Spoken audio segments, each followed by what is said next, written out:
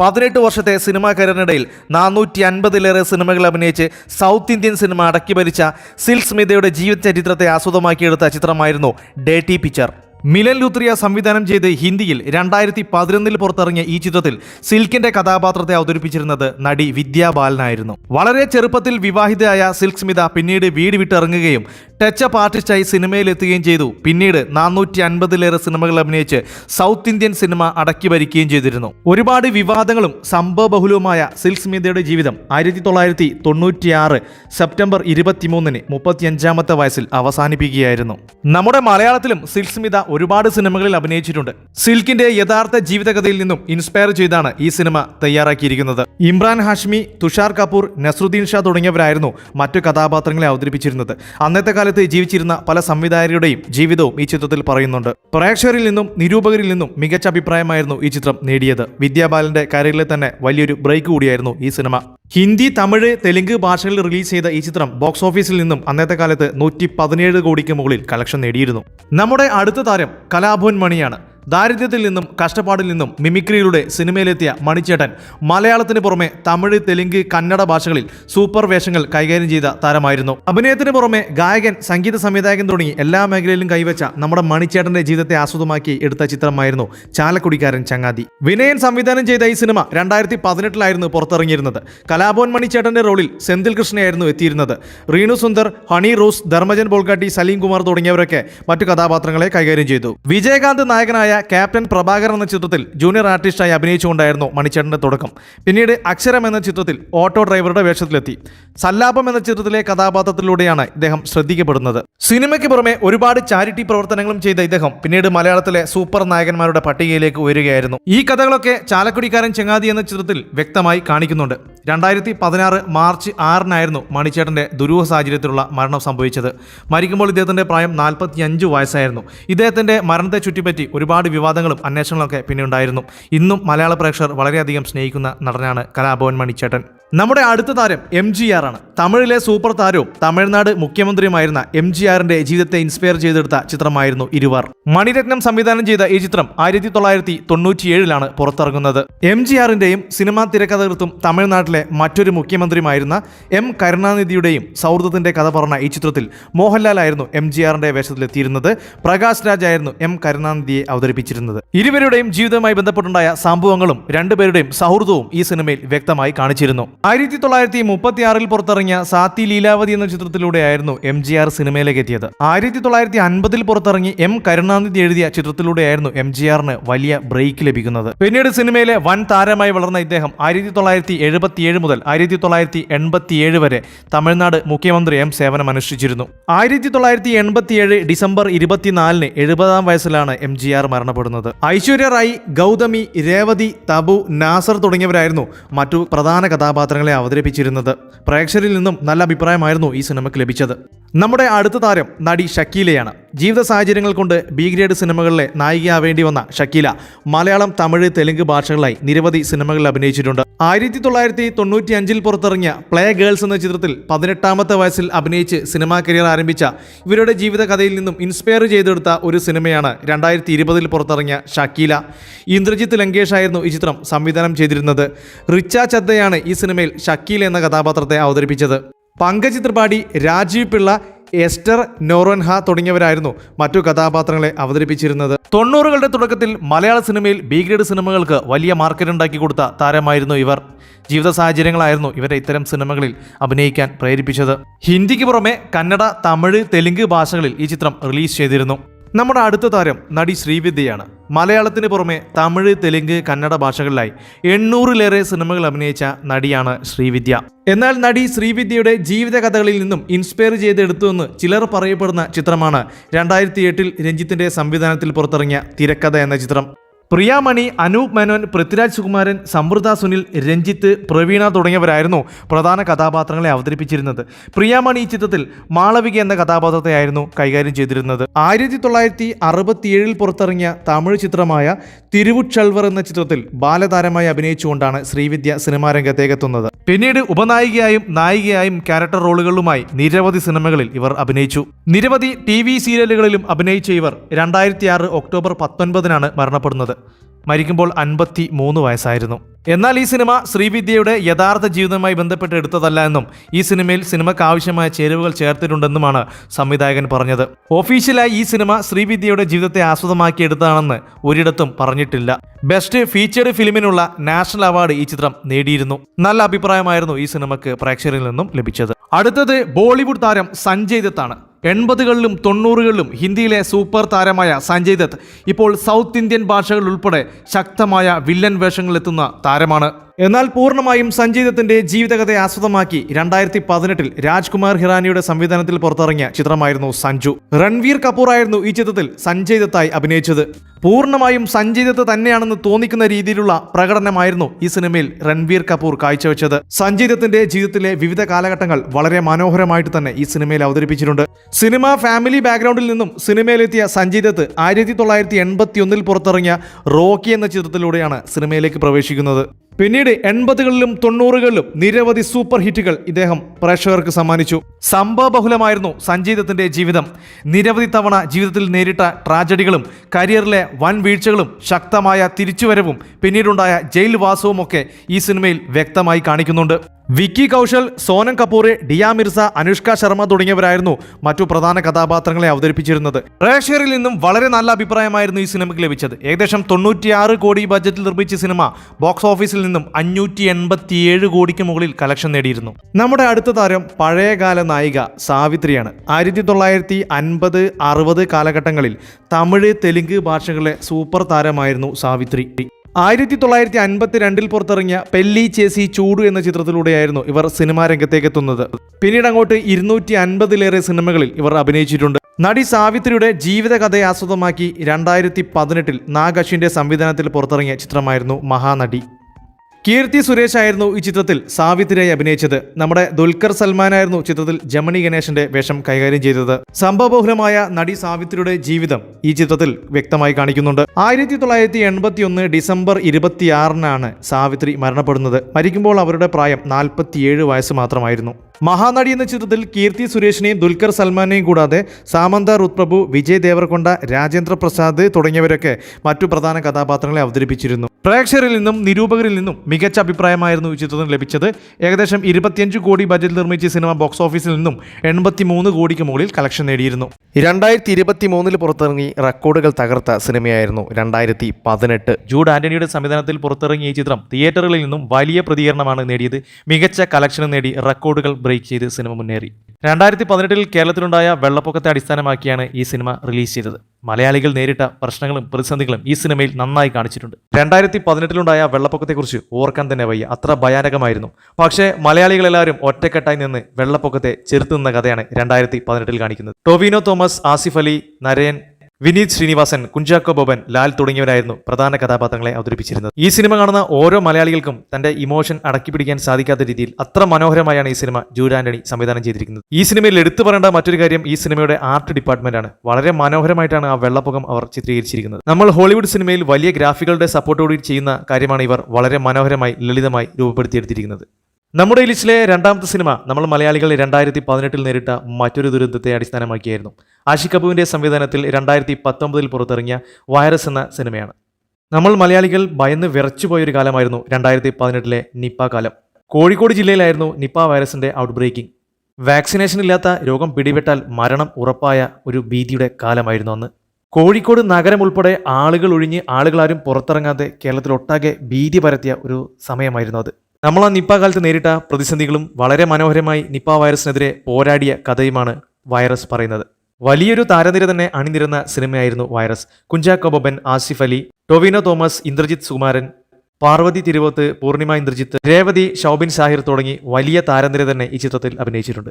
ഈ സിനിമ തിയേറ്ററുകളിൽ വലിയ വിജയമാണ് നേടിയത്. മാത്രമല്ല വലിയ നിരൂപക പ്രശംസയും ചിത്രം നേടി. ഈ സിനിമ പോലെ തന്നെ അന്ന് നിപ്പയെ ധൈര്യസമേതം നേരിട്ട ആരോഗ്യവകുപ്പും പൊതുജനങ്ങളും കയ്യടി ഒരുപോലെ അർഹിക്കുന്നതാണ്. അത്ര മനോഹരമായ പ്രവർത്തനമായിരുന്നു അന്ന് നടത്തിയിരുന്നത്. മാത്രമല്ല ഈ സിനിമയും അത്രയ്ക്ക് മനോഹരം തന്നെയാണ്. നമ്മുടെ ഈ ലിസ്റ്റിലെ അടുത്ത സിനിമ 2022 സജിമോൻ പ്രഭാകരന്റെ സംവിധാനത്തിൽ ഫഹദ് ഫാസിൽ പ്രധാന കഥാപാത്രമായി എത്തിയ മലയാൻ കുഞ്ഞാണ്. മലയാളത്തിലെ മികച്ച സർവൈവൽ ത്രില്ലറായ ഈ സിനിമ നിർമ്മിച്ചിരിക്കുന്നത് മലയാളത്തിന്റെ പ്രിയപ്പെട്ട സംവിധായകൻ ഫാസിൽ തന്നെയാണ്. കേരളത്തിലെ ഗ്രാമങ്ങളിലുണ്ടായ ഉരുൾപൊട്ടലിന്റെ അടിസ്ഥാനത്തിലാണ് ഈ സിനിമ നിർമ്മിച്ചിരിക്കുന്നത്. നമ്മൾ മനുഷ്യരുടെ മനസ്സിൽ ദുരന്തങ്ങൾ സ്വാധീനിക്കുന്നതും അവ അവരുടെ ജീവിതത്തിലുണ്ടാക്കുന്ന മാറ്റവുമാണ് ഈ സിനിമ പറയുന്നത്. നമുക്കറിയാം, നമ്മുടെ വയനാട്, മേപ്പാടി പോലുള്ള ഗ്രാമങ്ങളിൽ ഒരു കാലത്ത് വലിയ ദുരന്തങ്ങൾ തന്നെ ഉണ്ടായിരുന്നു. ഉരുൾപൊട്ടലിൽ ഒരുപാട് പേരാണ് മരിച്ചത്. അത്തരം ഒരു ഉരുൾപൊട്ടലിന്റെ അടിസ്ഥാനത്തിലാണ് ഈ സിനിമ നിർമ്മിച്ചിരിക്കുന്നത്. ഫഹദ് ഫാസിൽ വളരെ മനോഹരമായി തന്നെ ഈ സിനിമയിൽ അഭിനയിച്ചിട്ടുണ്ട്. നമ്മുടെ ലിസ്റ്റിലെ അടുത്ത ചിത്രം കണ്ണൻ താമരക്കുളത്തിന്റെ സംവിധാനത്തിൽ 2022 പുറത്തിറങ്ങിയ വിധിയാണ്. നമുക്കെല്ലാവർക്കും ഓർമ്മയുണ്ട് മരട് ഫ്ളാറ്റ് സംഭവം. മരടിലെ ഫ്ളാറ്റ് പൊളിച്ച സംഭവവുമായി ബന്ധപ്പെട്ട് ആ കാലത്ത് വലിയ കോളിളക്കം തന്നെ ഉണ്ടായിരുന്നു. ഫ്ളാറ്റ് പൊളിച്ച സംഭവവുമായി ബന്ധപ്പെട്ടാണ് ഈ സിനിമയുടെ കഥ മുന്നോട്ട് പോകുന്നത്. നമുക്കറിയാം, നമ്മൾ ഓരോരുത്തരും ആറ്റുനോറ്റുണ്ടാക്കുന്ന ഒരു വീട് പൊളിഞ്ഞു പോകുക അല്ലെങ്കിൽ പൊളിക്കപ്പെടുമ്പോൾ ഉണ്ടാകുന്ന വിഷമം നമുക്കാർക്കും ഒരിക്കലും സഹിക്കാൻ സാധിക്കില്ല. അത്രയേറെ വിഷമമായിരിക്കും. ഈ ഫ്ളാറ്റിൽ താമസിക്കുന്ന ആളുകളുടെ മാനസിക വിഷമം കൃത്യമായി ഈ സിനിമയിൽ കാണിക്കുന്നുണ്ട്. ഒരുപാട് നിയമ പോരാട്ടങ്ങൾക്കൊടുവിലാണ് ഈ സിനിമ പ്രേക്ഷകർക്ക് മുന്നിലെത്തുന്നത്. ഒരുപാട് പ്രമുഖർ താമസിച്ചിരുന്ന ഫ്ളാറ്റായിരുന്നു മരടിലേത്. പക്ഷേ അവർക്കൊക്കെ നോക്കി നിൽക്കാൻ മാത്രമേ സാധിച്ചുള്ളൂ. ഫ്ളാറ്റ് പൊളിക്കപ്പെട്ടു. ഷീലു എബ്രഹാം, മനോജ് കെ ജയൻ, അനൂപ് മേനോൻ തുടങ്ങിയവരായിരുന്നു പ്രധാന കഥാപാത്രങ്ങളെ അവതരിപ്പിച്ചിരുന്നത്. പക്ഷേ സിനിമ തിയേറ്ററുകളിൽ വലിയ പരാജയമായിരുന്നു. എന്തോ വിധിയുടെ വിധി അങ്ങനെയായിരുന്നു. നമ്മുടെ ഈ ലിസ്റ്റിലെ അടുത്ത സിനിമ ഇതുവരെ. കലാഭവൻ ഷാജോണാണ് ഈ സിനിമയിൽ കേന്ദ്ര കഥാപാത്രത്തെ അവതരിപ്പിക്കുന്നത്. ഈ അടുത്തിടെയുണ്ടായ വലിയ ദുരന്തമായിരുന്നു ബ്രഹ്മപുരം പ്ലാന്റിന്റെ തീപിടുത്തം. ഈ സംഭവത്തെ അടിസ്ഥാനമാക്കിയാണ് ഇതുവരെയുടെ കഥ മുന്നോട്ട് പോകുന്നത്. അനിൽ തോമസ് ആണ് ഈ സിനിമയുടെ സംവിധാനവും രചനയും നിർവഹിച്ചിരിക്കുന്നത്. 1986 കാലഘട്ടങ്ങളിൽ കേരളം ഒട്ടാകെ കോളിളക്കം സൃഷ്ടിച്ച വലിയ വിവാദമായ സംഭവമായിരുന്നു തങ്കമണി സംഭവം. 1987 തന്നെ ഈ കഥകളൊക്കെ കൂട്ടിച്ചേർത്ത് PG വിശ്വംഭരൻ ഒരു സിനിമ പുറത്തിറക്കിയിരുന്നു. രതീഷ്, ജഗദീഷ് ശ്രീകുമാർ, കരമന ജനാർദ്ദൻ നായർ തുടങ്ങിയവർ പ്രധാന വേഷത്തിലെത്തി ഗായത്രി അശോകിന്റെ രചനയിൽ പുറത്തിറങ്ങിയ ഇതാ സമയമായി എന്ന ചിത്രമായിരുന്നു അത്. നല്ലത് കാണില്ല, ഒരുത്തന്റെ തെറ്റുകൾ മാത്രമേ കാണൂ. ഇടുക്കി ജില്ലയിലെ ബസ് മുതലാളിയായ എലൈറ്റ് ദേവസിയും നാട്ടുകാരും തമ്മിലുണ്ടായ ഒരു പ്രശ്നം പിന്നീട് പോലീസിന്റെ നരനാരാട്ടായി മാറുന്നതും നിരവധി ആളുകൾക്ക് ജീവൻ നഷ്ടപ്പെടുന്നതുമായിരുന്നു ഇടുക്കിയിലെ തങ്കമണി സംഭവം. പോലീസിന്റെ നരനായാട്ടിൽ ഒരുപാട് സ്ത്രീകൾ ബലാത്സംഗം ചെയ്യപ്പെടുകയും നിരവധി പേർക്ക് പരിക്കേൽക്കുകയും പോലീസ് വെടിവെപ്പിൽ ആളുകൾ മരിക്കുകയും ചെയ്തിരുന്നു. അന്നത്തെ കാലത്തെ കെ കരുണാകരൻ മന്ത്രിസഭ രാജിവെക്കാനും ഈ സംഭവം വലിയൊരു കാരണമായി. ഇതേ സംഭവങ്ങളെ ആസ്പദമാക്കിയായിരുന്നു രതീഷ് രഘുനന്ദന്റെ സംവിധാനത്തിൽ ദിലീപ് നായകനായി 2024 പുറത്തിറങ്ങിയ തങ്കമണി എന്ന സിനിമയും. ചെറിയ മാറ്റങ്ങളോടെ ദിലീപ്, നിത പിള്ള, മനോജ് കെ ജയൻ, പ്രണീത സുഭാഷ് തുടങ്ങിയവരൊക്കെയായിരുന്നു ഈ സിനിമയിൽ പ്രധാന കഥാപാത്രങ്ങളെ അവതരിപ്പിച്ചിരുന്നത്.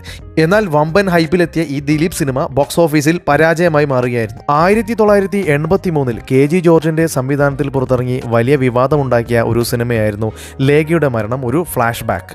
വലിയ വിവാദമുണ്ടാക്കാൻ കാരണം മലയാള സിനിമയിൽ അന്നത്തെ കാലത്ത് നടന്ന ചില യഥാർത്ഥ സംഭവങ്ങളെ ആസ്പദമാക്കിയായിരുന്നു ഈ സിനിമ എടുത്തിരുന്നത്. ലേഖ എന്ന പ്രധാന കഥാപാത്രത്തെ അവതരിപ്പിച്ചിരുന്നത് നളിനി എന്ന നടിയായിരുന്നു.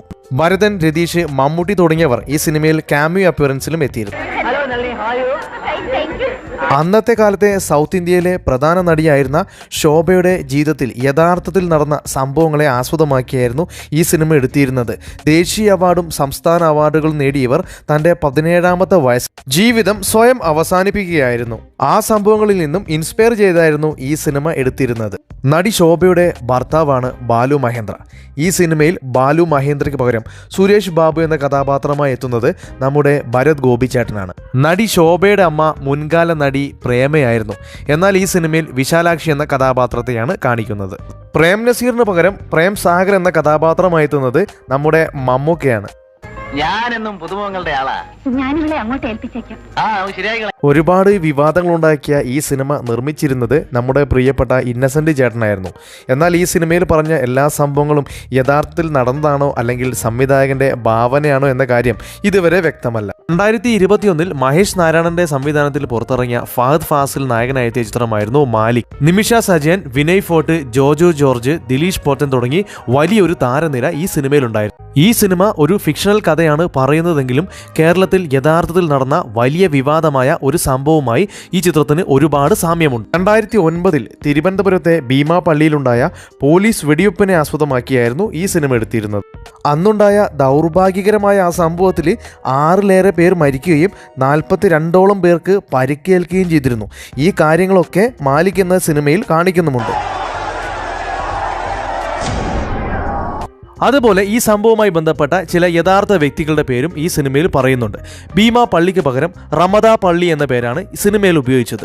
ഉറൂസിനെ തുടർന്നുണ്ടായ ചില സംഭവങ്ങൾ പിന്നീട് മതങ്ങൾ തമ്മിലുള്ള പ്രശ്നങ്ങളായി മാറുന്നതും യാതൊരു പ്രകോപനവുമില്ലാതെ പോലീസ് വെടിവെക്കുന്നതുമൊക്കെ ഈ സിനിമയിൽ കാണിക്കുന്നുണ്ട്. ബാക്കിയുള്ള കഥകളൊക്കെ സിനിമയുടെ ഒരു എഫക്റ്റിന് വേണ്ടി കൂട്ടിച്ചേർത്താണ്. ചില രംഗങ്ങൾ ചില ഇംഗ്ലീഷ് സിനിമകളിൽ നിന്ന് ഇൻസ്പയർ ചെയ്ത് എടുത്തതായും കാണാം. മഹേഷ് നാരായണന്റെ മറ്റൊരു സിനിമയായിരുന്നു 2017 പുറത്തിറങ്ങിയ ടേക്ക് ഓഫ്. ഫഹദ് ഫാസിൽ, കുഞ്ചാക്കോ ബോബൻ, പാർവതി തിരുവോത്ത് തുടങ്ങിയവരായിരുന്നു ഈ സിനിമയിലെ പ്രധാന കഥാപാത്രങ്ങളെ അവതരിപ്പിച്ചിരുന്നത്. എന്നാൽ ഈ സിനിമയും യഥാർത്ഥത്തിൽ നടന്ന ഒരു സംഭവത്തെ ആസ്പദമാക്കിയായിരുന്നു എടുത്തിരുന്നത്. സൗദിയിലെ തിക്രത്തിൽ IS ഭീകരർ തട്ടിക്കൊണ്ടുപോയ മലയാളി നഴ്സുമാരുടെ യഥാർത്ഥ കഥയായിരുന്നു ഈ സിനിമ പറഞ്ഞിരുന്നത്. 46 മലയാളി നഴ്സുമാരെയാണ് തിക്രത്തിലെ ആശുപത്രിയിൽ നിന്ന് ISIS തീവ്രവാദികൾ ബന്ദികൾ. സിനിമയിൽ 19 പേരുടെ കഥയായിരുന്നു കാണിച്ചിരുന്നെങ്കിൽ യഥാർത്ഥത്തിൽ 46 പേരുണ്ടായിരുന്നു ആ കൂട്ടത്തിൽ. തീവ്രവാദികൾ തട്ടിക്കൊണ്ടുപോയ കൂട്ടത്തിലുണ്ടായിരുന്ന മെറിന ജോസ് എന്ന നേഴ്സിന്റെ കഥയെ അടിസ്ഥാനമാക്കിയാണ് പാർവതി തിരുവോത്ത് അവതരിപ്പിച്ച സമീറ എന്ന കഥാപാത്രത്തെ രൂപപ്പെടുത്തിയത്. എന്നാൽ സിനിമയിൽ പറഞ്ഞ പ്രണയ കഥകളെല്ലാം തന്നെ സിനിമയ്ക്ക് വേണ്ടി എടുത്ത ഫിക്ഷൻ ആയിരുന്നു. സിനിമയിൽ കാണിക്കുന്നത് പോലെ ബന്ദിയാക്കപ്പെട്ട നഴ്സുമാരെ ഭീകരർ വെറുതെ വിടുന്നതാണ്. ഇതിനുവേണ്ടി പ്രവർത്തിച്ചത് സൗദി രാജകുടുംബവുമായി അടുത്ത ബന്ധമുള്ള തൃശൂരിലെ ഒരു മലയാളി വ്യവസായിയായിരുന്നു. നഴ്സുമാരെ രക്ഷിക്കുന്നതിന് വേണ്ടി പ്രധാനമായി ഇടപെട്ട സൗദി രാജകുടുംബവുമായി അടുത്ത ബന്ധമുള്ള തൃശൂരിലെ ആ മലയാളി വ്യവസായി നമ്മുടെ യൂസുഫ് അലിക്കാണെന്ന് ചിലർ പറയുന്നുണ്ട്. എന്നാൽ സിനിമയിലും ഈ കാര്യങ്ങൾ ഒരു രഹസ്യമായി തന്നെ നിലനിർത്തുന്നുണ്ട്. 1984 ബേബിയുടെ സംവിധാനത്തിൽ പുറത്തിറങ്ങിയ ചിത്രമായിരുന്നു NH-47. TG Ravi, Sukumaran, Lalu Alex, Balan K Nair തുടങ്ങിയവരായിരുന്നു ഈ സിനിമയിലെ പ്രധാന കഥാപാത്രങ്ങളെ അവതരിപ്പിച്ചിരുന്നത്. കേരളത്തിലെ കുപ്രസിദ്ധ കുറ്റവാളിയും പിടികിട്ടാപ്പുള്ളിയുമായ സുകുമാരക്കുറുപ്പിന്റെ കഥയായിരുന്നു ഈ സിനിമ പറഞ്ഞത്. ഈ സിനിമയിൽ സുകുമാരക്കുറുപ്പിന്റെ വേഷത്തിലെത്തിയത് നടൻ TG രവിയായിരുന്നു. സുകുമാര പിള്ള എന്നായിരുന്നു TG രവിയുടെ കഥാപാത്രത്തിന്റെ പേര്. ഈ സിനിമയിൽ ചാക്കോയുടെ കഥാപാത്രമായി എത്തിയത് റഹീം എന്ന പേരിൽ നടൻ സുകുമാരനായിരുന്നു. ഇതേ കഥ തന്നെയായിരുന്നു ശ്രീനാഥ് രാജേന്ദ്രന്റെ സംവിധാനത്തിൽ ദുൽഖർ സൽമാൻ നായകനായി 2021 പുറത്തിറങ്ങിയ കുറുപ്പി എന്ന ചിത്രവും. സുകുമാരക്കുറുപ്പിന് പകരം ഈ ചിത്രത്തിൽ ദുൽഖർ സൽമാൻ അവതരിപ്പിച്ച സുധാകര കുറുപ്പി എന്ന കഥാപാത്രമായിരുന്നു. കൊല്ലപ്പെട്ട ചാക്കോയ്ക്ക് പകരം ടൊവിനോ തോമസ് അവതരിപ്പിച്ച ചാർലി എന്ന കഥാപാത്രവുമായിരുന്നു. ദുൽഖറിന്റെ കുറുപ്പ് എന്ന സിനിമ NH-47 ഒരു റീമേക്ക് ആണെന്ന് വേണമെങ്കിൽ പറയാം. എന്നാൽ ഈ രണ്ട് സിനിമയും യഥാർത്ഥ സംഭവങ്ങളിൽ നിന്നും വ്യത്യസ്തമാക്കുന്നത് സിനിമയുടെ ക്ലൈമാക്സ് ട്വിസ്റ്റ് ആണ്. ഒരു ഇന്റർനാഷണൽ സ്മഗ്ലിംഗ് പാർട്ടിയുമായി എനിക്ക് ബന്ധമുണ്ടായിരുന്നു. ഞാൻ മരിച്ചുപോയി എന്നറിഞ്ഞാൽ ആ തുക അവർക്ക് ഉപേക്ഷിച്ചവൻ.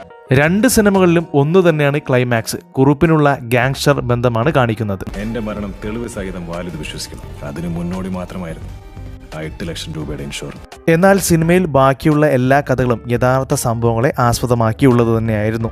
2014 അനൂപ് കണ്ണന്റെ സംവിധാനത്തിൽ പുറത്തിറങ്ങിയ ചിത്രമായിരുന്നു ഹോംലി മീൽസ്. സിനിമ എഴുതിയതും ചിത്രത്തിൽ നായകനായി അഭിനയിച്ചതും സംവിധായകൻ കൂടിയായ ബിബിൻ ആറ്റ്ലി ആയിരുന്നു. ഈ സിനിമയുടെ കഥ വിപിൻ ആറ്റ്ലിയുടെ യഥാർത്ഥ ജീവിതത്തിൽ നടന്ന സംഭവങ്ങളെ ആസ്പദമാക്കിയാണ്. 2000ന്റെ തുടക്കത്തിൽ ജീവൻ TVയിൽ വിപിൻ ആറ്റ്ലി അവതരിപ്പിച്ച ഇന്റർവെൽസ് എന്ന പരിപാടിയും അതിനെ ചുറ്റിപ്പറ്റിയുള്ള സംഭവങ്ങളുമാണ്. ഈ സിനിമയിൽ അദ്ദേഹത്തിന്റെ സുഹൃത്തുക്കളെ അഭിനയിച്ച പല കഥാപാത്രങ്ങളും യഥാർത്ഥ ജീവിതത്തിൽ ഉണ്ടായിരുന്നതാണ്. ഹോംലി മീൽസിലേക്ക് സ്വാഗതം. ഇന്റർവെല്ലിലേക്ക് സ്വാഗതം. സിനിമയിൽ ജീവൻ TVയെ ഗ്രേസ് TVയായും ഇന്റർവെൽസ് എന്ന പരിപാടിയെ ഹോംലി മീൽസായുമാണ് കാണിക്കുന്നത്. സിനിമയ്ക്ക് ഓസ്കർ അവാർഡ് കൊടുക്കാൻ പോകുന്നു. ചരിത്രത്തിലാദ്യമായി മലയാള സിനിമയ്ക്ക് ഓസ്കർ അവാർഡ് കൊടുക്കുന്നു. ടോം ഇമ്മട്ടിയുടെ സംവിധാനത്തിൽ 2017 പുറത്തിറങ്ങിയ ടൊവിനോ ചിത്രമായിരുന്നു ഒരു മെക്സിക്കൻ അപാരത. കോളേജ് രാഷ്ട്രീയത്തിന്റെ കഥ പറഞ്ഞ ഈ സിനിമ ടൊവിനോ തോമസിനൊരു വലിയ ബ്രേക്കും നൽകിയിരുന്നു. എന്നാൽ ഈ സിനിമയിൽ കാണിച്ച പല സംഭവങ്ങളും സംവിധായകൻ ടോം ഇമ്മട്ടിയുടെ സുഹൃത്തുക്കളുടെയും ടോം ഇമ്മട്ടിയുടെയും ജീവിതത്തിൽ നടന്ന സംഭവങ്ങളെ ആസ്പദമാക്കിയാണ്. ക്രൈസ്റ്റ് കോളേജിൽ നടന്ന ഈ സംഭവത്തെ സിനിമയ്ക്കാവശ്യമായ മാറ്റങ്ങൾ വരുത്തി മഹാരാജ കോളേജിൽ നടക്കുന്നതായി കാണിക്കുന്നുണ്ട്. സംവിധായകൻ ടോം ഇമ്മട്ടിയുടെ സുഹൃത്തുക്കളായ ജിനോ ജോൺ, അഭിനേഷ് തുടങ്ങിയ 2 സുഹൃത്തുക്കളുടെ ജീവിതത്തിൽ നടന്ന സംഭവങ്ങളെ കൂട്ടിച്ചേർത്താണ് ഈ ചിത്രം പുറത്തിറക്കിയത്. നമ്മുടെ സുഹൃത്തുക്കളുടെ ജീവിതത്തിലും എൻ്റെ ജീവിതത്തിലുണ്ടായ ചില അംശങ്ങൾ എടുത്ത് നമ്മളതിനെ ജിത്തു മാധവിന്റെ സംവിധാനത്തിൽ 2023 പുറത്തിറങ്ങിയ ചിത്രമായിരുന്നു രോമാഞ്ചം. സൗബിൻ ഷാഹിർ, അർജുൻ അശോകൻ, സജിൻ ഗോപു, സിജു സണ്ണി തുടങ്ങിയവരായിരുന്നു ഈ സിനിമയിലെ പ്രധാന കഥാപാത്രങ്ങളെ അവതരിപ്പിച്ചിരുന്നത്. എന്നാൽ ഈ സിനിമയുടെ കഥ യഥാർത്ഥത്തിൽ സംവിധായകൻ ജിത്തു മാധവിന്റെയും സുഹൃത്തുക്കളുടെയും ജീവിതത്തിൽ നടന്ന സംഭവങ്ങൾ കൂട്ടിച്ചേർത്തി ഉണ്ടാക്കിയതാണ്. കൂടാതെ സിനിമയ്ക്കാവശ്യമായ ചില മാറ്റങ്ങളും വരുത്തിയിട്ടുണ്ട്. സിനിമ റിലീസായപ്പോഴും സിനിമയുടെ വിജയത്തിന് ശേഷവും ഈ സിനിമയിൽ പറഞ്ഞ യഥാർത്ഥ കഥയിൽ ഉള്ള ആളുകളും സിനിമ പ്രൊമോഷന് വേണ്ടി വന്നിരുന്നു. ഇത്തരത്തിൽ യഥാർത്ഥ സംഭവങ്ങളെ ആസ്പദമാക്കിയെടുത്ത ഒരുപാട് സിനിമകളുണ്ട്. നിങ്ങൾക്കറിയാവുന്നവ കമൻറ്റ് ബോക്സിൽ രേഖപ്പെടുത്തുക. വീഡിയോ ഇഷ്ടപ്പെടുകയാണെങ്കിൽ ചാനൽ സബ്സ്ക്രൈബ് ചെയ്ത് സപ്പോർട്ട് ചെയ്യാൻ മറക്കരുത്. മറ്റൊരു വീഡിയോയുമായി വീണ്ടും കാണാം. Thank you for watching only for cinema.